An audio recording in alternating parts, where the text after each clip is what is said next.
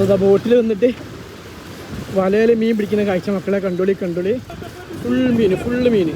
കടലിൽ നിന്ന് മീൻ പിടിച്ച് വന്നിട്ട് ഇതാ ആ മീൻ വണ്ടിയിൽ ഈ ഒരു വണ്ടിയിൽ വലിച്ചു കയറ്റുന്നത്. അവിടൊക്കെ മീൻ കൊണ്ടിടുന്നത്.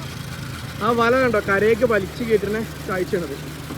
കടൽ തീരത്തോട് ചേർന്ന് വട്ടമിട്ട് പറക്കുന്ന പക്ഷികൾ ജനം തടിച്ചുകൂടിയിട്ടുണ്ട്. കാര്യമറിയാൻ കൗതുകത്തോടെ എത്തിയവർ പലരും കണ്ടത് അതിശയകരമായ കാഴ്ചയായിരുന്നു. അൽഹേൽ ബീച്ചിൽ ജാഗര എത്തി. വന്നവരും നിന്നവരും കണ്ടവരും കയ്യിലൊതുക്കാൻ പറ്റുന്ന അത്രയും വാരിക്കൂട്ടി പെട്ടിയിലാക്കി. മത്സ്യത്തൊഴിലാളികൾക്ക് ബോട്ടിൽ കയറ്റാനാവാത്ത വിധം മീനുകൾ വലയിൽ കുരുങ്ങിയിരുന്നു. ഒട്ടും താമസിക്കാതെ ജീപ്പിന്റെ സഹായത്തോടെ വലിച്ചുകെട്ടിയാണ് വലയിൽ കുരുങ്ങിയ മീനുകളെ മുഴുവനും കരയ്ക്കടുപ്പിച്ചത്.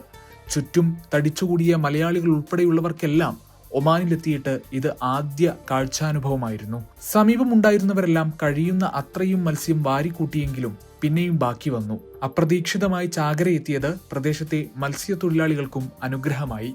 ബാക്കി വന്ന മത്സ്യങ്ങൾ മുഴുവനും സമീപത്തുണ്ടായിരുന്നവർക്കെല്ലാം വിതരണം ചെയ്ത ശേഷമാണ് മത്സ്യത്തൊഴിലാളികളും മടങ്ങിയത്.